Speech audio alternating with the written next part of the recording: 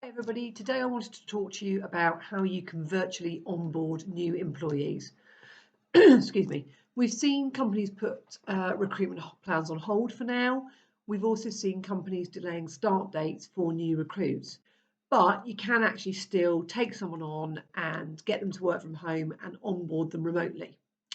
We work in markets where it can take months to find the right person and they're in high demand. And what you don't want to do is forego that talent by missing out on onboarding them.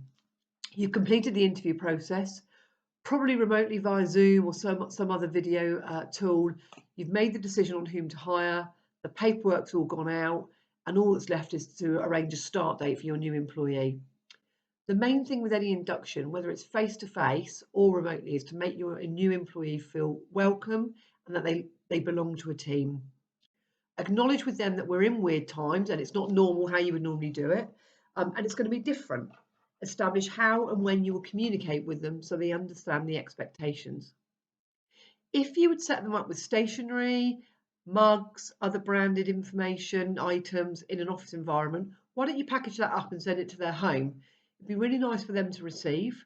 It'll make them feel welcome. It's just a little bit of a nice touch. This also refers to any technology needed. So if you've got to deliver them a laptop or a mouse or a mobile phone, make sure you do it in time for them to get it set up. Remember, they are not going to be IT whizzes, a lot of them, and they may need help with this. And this is where your normal IT department or outsourced IT will come into their own. They need to be accessible. Screen sharing will be essential, and they need to be patient, because I guess they would probably have set that laptop up prior to the new person started. You also will want the IT person to check that their internet connectivity is going to be suitable for what you need them to use, whether it's intranet or all the documentation and processes, that kind of thing. Make sure that any security measures, any firewalls, all that kind of thing have been installed on the laptop. Have their email addresses all ready and set up for them to use. If you normally give them any health and safety documentation or company handbooks on their first day, face-to-face, again, make sure that you've posted this out to them in time for their initial induction. Have a personal onboarding plan. I would suggest sort of week 1, the first month, the first 2 to 3 months, with timings so they know exactly what's expected of them, but also tell them that this is a little bit fluid and that things may fall in and out of that as we go along. Have you thought about showing your recruits a potential company tour? I guess this will be difficult for some of those of you who are working from home, but there are businesses out there who are still working within offices and factories at a social distance. And this would be a really good time for you to organise a video for you to use now and in the future. It will give your new employee a chance to see the offices and the layout, but also the environment in which they will be working.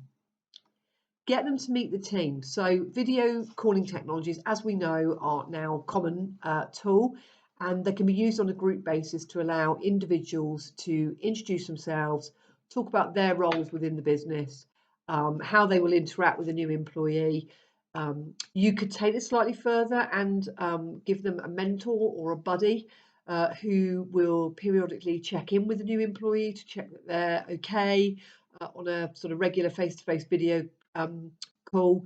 And you could set up a virtual lunch on their first day or their first week or the first Friday, just anything that will make them feel they're part of a team working from home.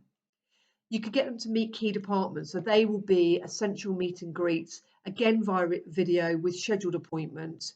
And that will allow, again, for human interaction during which any virtual training may be carried out.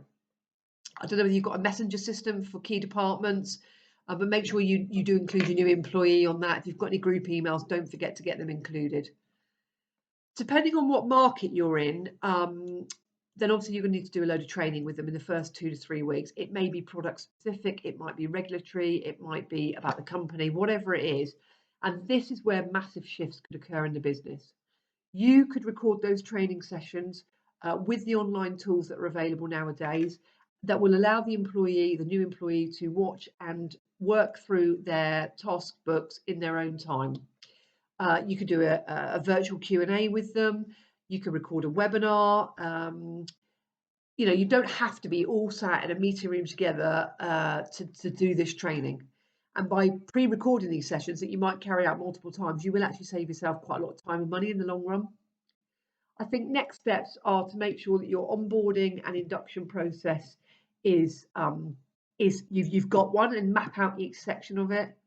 Contact all the parties that are going to need to be involved, so your IT department, HR, the hiring manager, those kind of things.